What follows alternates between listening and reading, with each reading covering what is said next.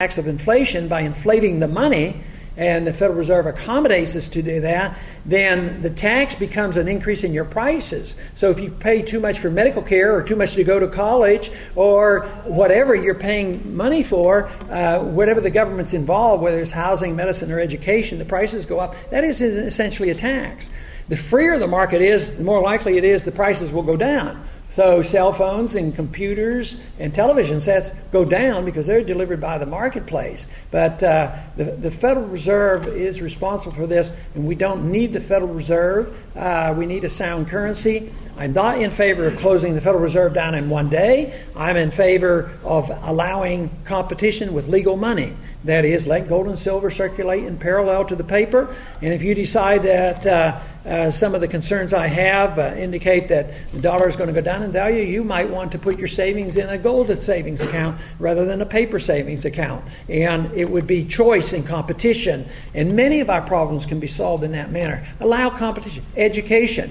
We need more competition in education. We don't close down the public school system, but we allow homeschoolers and private schools to exist, but give them some of their money back. Give them a tax credit, to allow this competition. Not only will this help the people who want alternative education, but it will help give the incentive for the public education system to improve.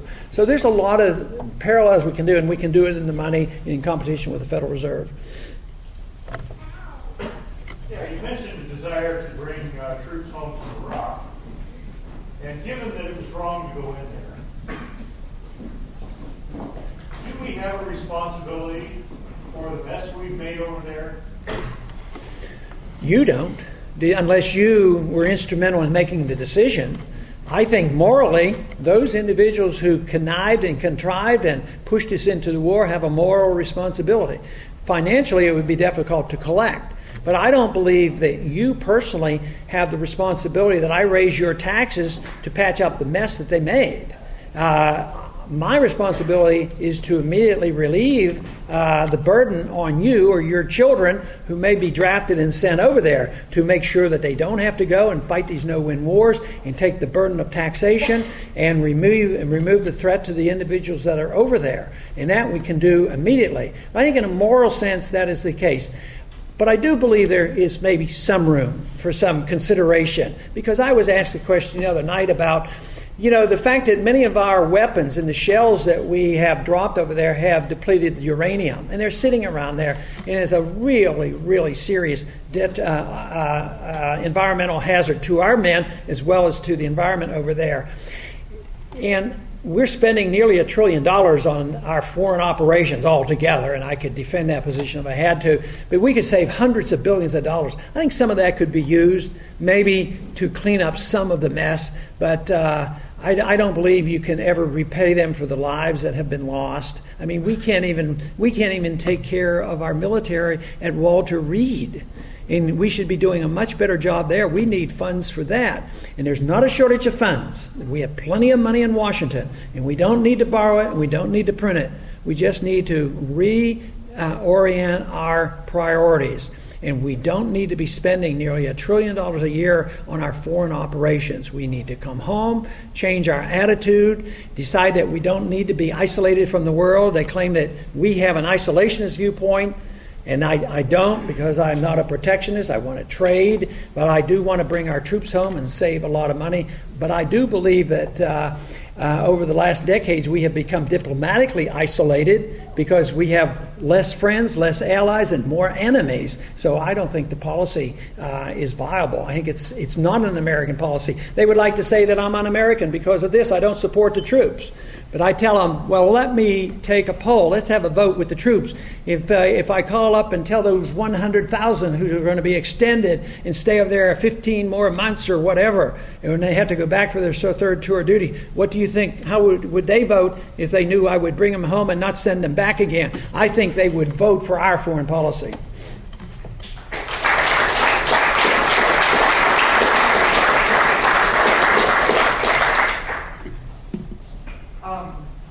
Allowing that people want people to have more say in how they spend their money, or less government oversight on how people spend their money. How do you reconcile that with preventing the rich and the elite from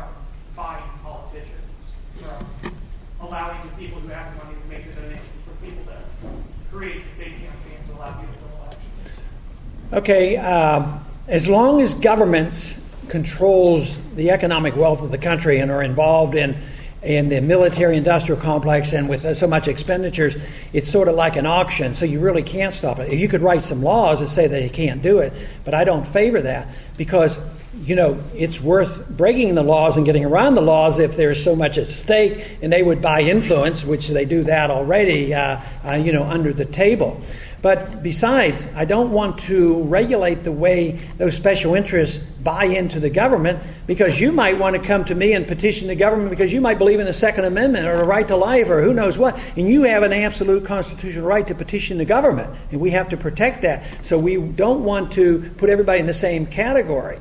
The only way you can solve that problem is take the privilege of government to pass out these favors and spend the money. So you take the money not away from the people who want to spend it on lobbying and on politicians. You take it away from the government. But you have to change your attitude about the government. If you think the government should run the welfare state and police the world, your generation is going to inherit what we have, and you're going to have to figure out how you're going to run the current affairs as well as take care of all the people who have retired. And so you have a job on your hands. You have to work real hard and pay a lot of taxes, but it's not a viable system. Something will, push comes to shove, and something will have to change. I think somebody in the back room. We're going to take about 2 more questions and then finish. So you said that you want state by the states to regulate who decides whether or not they have, for instance, their version of Roe v. Wade. What stops somebody from Iowa walking up to Minnesota and getting an abortion there? Or California, which is obviously going to keep it legal, even if everybody else goes against it. They can drive there. California has free health. It has a lot of free health care. All of a sudden, you got people driving to California just so they can get an abortion, and then coming back and saying, well, Right. I'm in my own state, it doesn't matter if I'm allowed to apply. You're right. That's one of the shortcomings. But it would protect the right of Iowa. If you became a right to life state, it wouldn't be done. It isn't. The solution is not real simple because you have to deal with penalties and whether the pill, the day after pill, is going to be treated the same way as aborting a 4-pound infant. There are a lot of variables in there. It's complicated, and that's why it should be local. But if you were a right to life state and didn't permit abortions, which you should be permitted under the Constitution, there would not be a federal prohibition for somebody leaving and going to California. It would sort of be like the marijuana issue. If we respected the marijuana laws and the federal government didn't make the prohibition, if you weren't allowed to have marijuana here and you had cancer and thought it might help you while you were receiving therapy, yes, you could go to California and do it. Less than perfect, but a lot better than having a single court or a single central government having a bad decision and either outlawing it or permitting it for everybody. Today, the court has legalized abortion up to the very day before delivery if they so choose. And that, I think, is much worse of a risk than taking the risk that somebody might travel from one state to the other. And actually, the ultimate result on the abortion issue will not reflect law. It will reflect our social values and our personal values. In the 60s, when I was being trained as an obstetrician, they were defying the law. The law was still, the court had not ruled, but the hospitals were defying the law. And then the courts finally, came and conformed to what society was already doing. So our society decided that life was not valuable, that abortion was okay, and the courts followed. The whole principle wasn't the court set the standard, the people set the standard. So ultimately, the solution will be found among the people, but that doesn't mean you can't have laws regulating it, but you also have to remember that personal moral judgment of a society is probably more important. I'm going to take one more question back there. Yeah, what's your view on farm subsidies? On what? Farm subsidies? Farm subsidies? I have a district that is probably 50% farming. I had a district not too long ago that was about 80%. I had 22 counties, no large cities, and all the farm organizations were in favor of farm subsidies. But I never vote for farm subsidies. I don't believe it's permissible. I don't believe it's permissible under the Constitution. I don't believe if you don't live on a farm that you should be taxed to subsidize the farmer and then pay more for your food. It's not fair. But somebody would say, well, it's fair to the farmer. Well, no, it isn't. It's very unfair to you, and it's a privilege, and it's a special interest, a special privilege to the farmer. But I distinguish the difference between farm subsidies and tax credits. If you have a business, whether it's farming or whatever, and there's a tax credit that comes up that allows you to keep some of your money and you pay less taxes to the government, I always vote for it, even if some of the tax credits don't make a lot of sense. But I would always strive to make the tax credit as uniform as possible. So if there's to be a tax credit for ethanol, I would vote for a tax credit for the farmers to raise corn and get some of their tax money back. I would not vote for a subsidy to give them a check, but I would also vote to give a tax credit to sugarcane. And it just may be that sugarcane is very competitive with corn. But that's not for me to decide. That's for the free market to decide, which is best. And we have to have a free market pricing mechanism. And who knows what will come of it. If tomorrow we run out of oil or the Middle East blows up and oil's $250 a barrel, I think there would be immediate changes in our habits, and there may be an alternative fuel much better than ethanol for all we know. So what we want to do is protect freedom of choice and freedom for people to enter the market, keep the taxes low and keep the regulations low. Not be afraid, and in the energy field, not be afraid of having nuclear energy, because nuclear energy can create electricity. Electricity could run a lot of our automobiles for most of our city driving, and a lot of us might cut back on our driving. Who knows what would happen if we had a true energy crisis? I don't worry about things like that. I worry that the government's going to get in the way of the solution. The government should just get out of the way and let free individuals take care of it, and freedom does work. Thank you very much.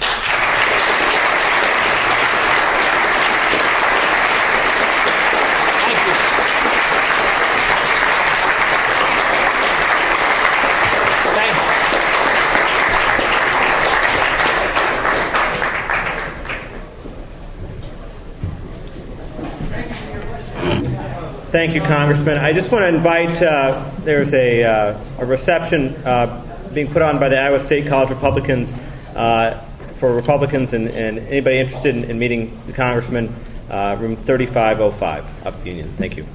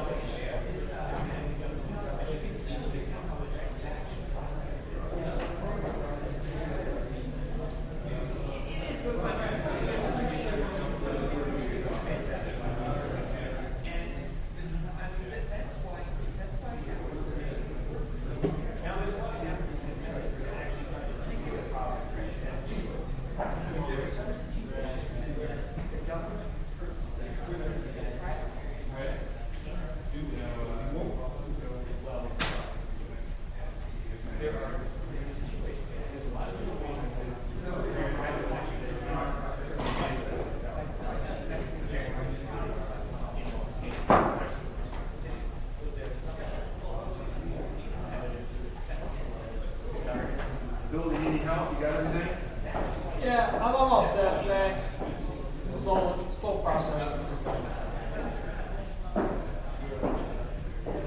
Hungry after a long day. I'm hungry. We had really great lunch today. Oh, good. Very filling. For the 41st floor, some building downtown. Oh, great. So I just stored up. I suppose that a schedule like this, you sort of have to deal with inconsistent schedules of meals and Yeah. sleep. And I'm usually very electric and classic. Yeah. Big breakfast and 10 meals a day. Yeah. Is that the government should do dinner? Snacks and so Yeah. very even blood sugar level. Yeah, You yeah, know, but that's- doing this, boy, you just never know when you're going to eat again. You know. Yeah. That's different than in 2 weeks. Then over. Yeah. Yeah. I would say today. Over upstairs, see what's going on up there.